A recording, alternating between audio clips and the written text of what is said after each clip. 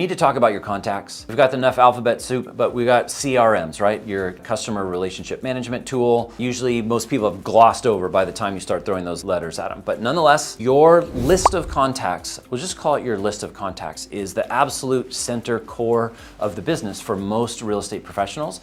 And so I'm gonna give a few just logistical pointers and suggestions of how you can go about getting your list of contacts organized, just so that you don't find yourself, like many agents have, even if they won't admit it, gotten many years into their career really without having ever kind of organized their contact list. So with that, here's a few pointers. Pointer number one, getting started, the method does not matter. Meaning, if you're writing this down on a napkin, on a legal pad, you're putting it into a spreadsheet, you have top of the line CRM with all the bells and whistles.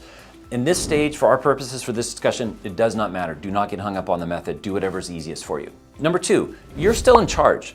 Just because you're putting all of this in, theoretically, so you can contact someone, I've seen people object or hold back, like, I don't want to spam someone. I don't want to put them in and then send them a bunch of junk mail. I'm not that kind of slimy sales guy. And so there's just something about collecting contacts that somehow triggers a negative image of a salesperson that a lot of the best real estate professionals don't want to associate themselves with. So they just get hung up right at that spot and they don't get it organized. And so I just want to state that so you don't get hung up on it. You are in charge of this. You do need to see this just for your own sake, but you're never going to send an email that you don't control. You're not going to make a phone call and not be yourself. You're not going to spam people over text or whatever. You nonetheless need their contact information so that you can follow up in a way that is consistent with your own character. You're in charge. Just remember that and don't let that hang you up. Okay, now we're going to get into just the methodology. So the methodology I would suggest is start the easy way, just names. Don't worry about contact information. In your making your list of contacts, you're just gonna write down all the list of names.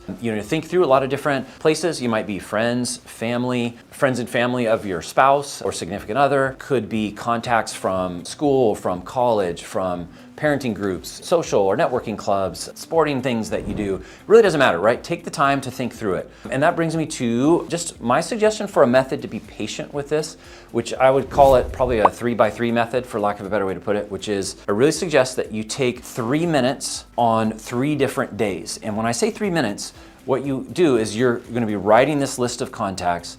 By the time you're sitting there and you've spent 3 minutes and you haven't thought of anyone else who to write down, then you can be done for today. And then come back tomorrow, find a time where you're gonna add some names, some more people you would have thought of. And then again, tomorrow, if you're sitting there for 3 minutes, your mind's blank, you haven't added anybody in a 3-minute period of time, then you're done for that day. Do that one more time, a third day. These don't have to all be in order, but give yourself 3 chances to really jog your memory of who are some contacts that would be relevant for you. And then try again, write the names down. If you find yourself there for 3 minutes, you're focused and you haven't added anybody, not 3 minutes and you got a text, and 3 minutes and you check social media. Like 3 minutes, you're just sitting there trying to think of who are some people in my life that I need to add to this list. At that point, you can say, all right, I've got my list of names, now I'm gonna move on to the next step. The next step is going to be getting their contact information. So you probably have that in your phone, you might have it on social media, you might have it elsewhere. For your phone, there's a couple apps we'll recommend that you can actually export all the contacts in your phone into either a spreadsheet or something else, and then you can filter through it. You may have some of this information in social media, you may have it somewhere else, but now you've got your list of names. At this point, you're just going through really just the grunt work of, no other way to say it, it's just busy work. You've got to, like, one by one, you want their 4 things: your name, phone number, email, and their mailing address. So at a minimum, you want those. There's other kind of bonus info if you have it, like if you know their birth date, if you know some other things about them, you can make those notes. Now is a good time to do that. After you've gone through and gotten all the contact information that you have,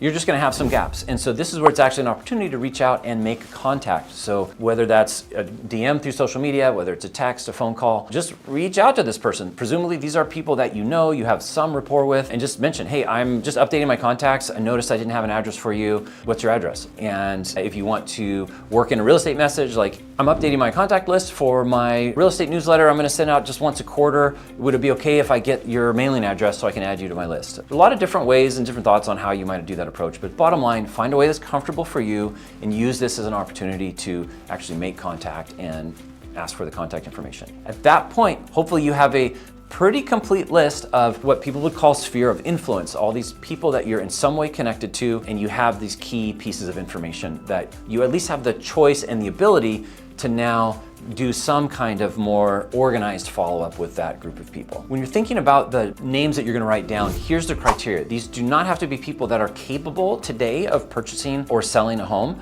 What they need to be is someone that would refer you or maybe buy or sell a home. So don't overthink it like, oh, they're not ready. It doesn't matter. If they know you, they like you, you think they're likely to refer a friend to you that maybe is ready, you think they might be ready longer in the future, that's the only criteria here. Someone that knows you, hopefully likes you, and would be willing to refer you to someone they care about or even work with you. That's it for the criteria at this point. So hopefully that helps. Thanks for watching. I hope this was helpful. If you learned something or if this helped you solve a problem, follow me for more.